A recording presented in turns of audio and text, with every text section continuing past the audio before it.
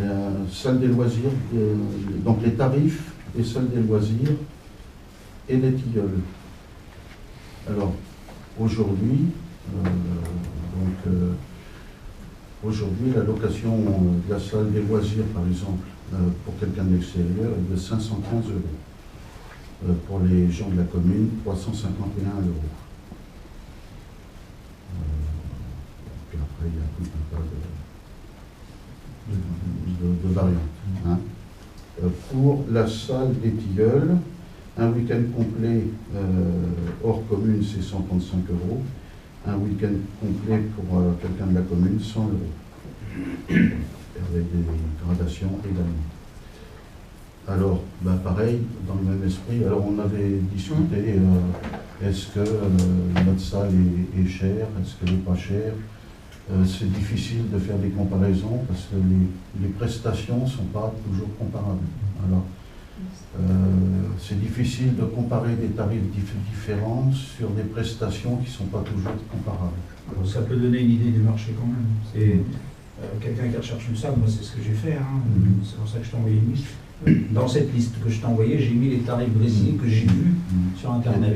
Je n'ai pas fait de comparatif pour savoir si c'était des bons ou mauvais. Alors on est plutôt en haut.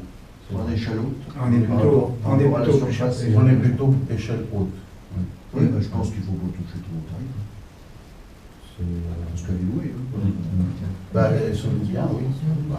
Elles sont bien depuis pas longtemps. Depuis que les autres, ils ont monté au jour. Oui, mais justement. La 3-4 ans, elle se trouvait beaucoup moins. C'est pour ça qu'il faut pour ça, je pense que oui, le tarif de la salle. Moi, je serais en plein de pas toucher non plus. On est des gens haut de l'échelle. Tu vas quand c'est la dynamique car souvent, c'est peut-être pas trop la période. Donc, on ne touche pas au prix des salles, qui est contre, qui s'abstient.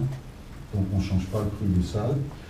Par contre, j'ai des propositions. Nous avons maintenant des associations qui sont plus dynamiques quand même. Et donc on a des associations qui proposent notamment de la danse toutes les semaines, 2 fois par semaine, le mardi et le mercredi, sur des créneaux ponctuels. Donc on ne peut pas faire payer à chaque séance une location d'une journée de salle. C'est sur toute l'année, donc il faut que ce soit un forfait. Donc je propose une location à l'année ponctuelle de 80 € pour participer à l'éclairage, au chauffage. En revanche, le nettoyage est à la charge de ceux qui l'utilisent. Ce qui coûte cher, c'est le nettoyage, c'est-à-dire la main-d'œuvre.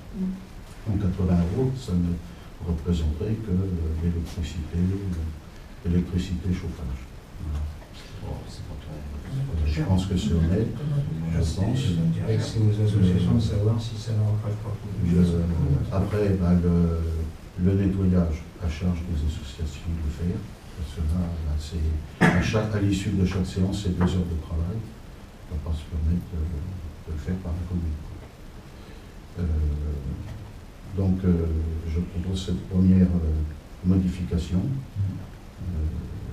À l'heure actuelle, il paye rien. À l'heure actuelle, il n'y en avait pas.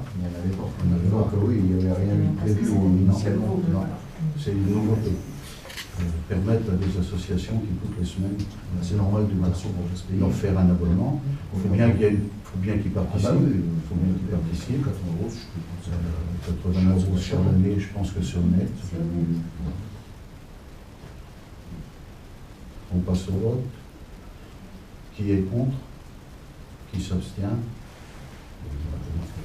Et puis, une autre chose aussi, c'est de faire une location gratuite lorsqu'il y a un événement qui est caractérisé d'utilité communale. Le conseil municipal,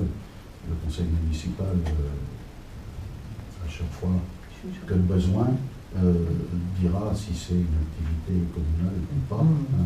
Mais je pense par exemple à la journée de mémoire du 15 novembre, je pense au loto caritatif pour pour le centre Paul Papin à Angers.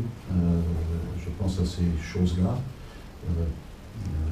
Je pense que la commune peut faire. Donc c'est du caractère exceptionnel qui seront votés par le conseil à chaque fois sur le besoin. Et pour ces événements-là, la commune prête gratuitement la salle. Voilà. On passe au vote. Qui est contre? Qui s'abstient? Donc les deux amendements sont votés. Donc pas d'augmentation de tarif.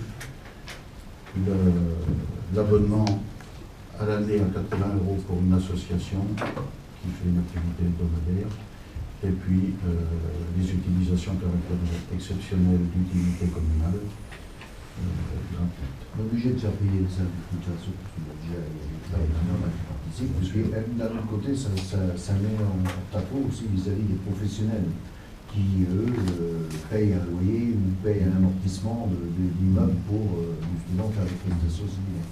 Et moi, je suis remonté comme ça par j'ai un locataire à Bessel justement qui fait ça.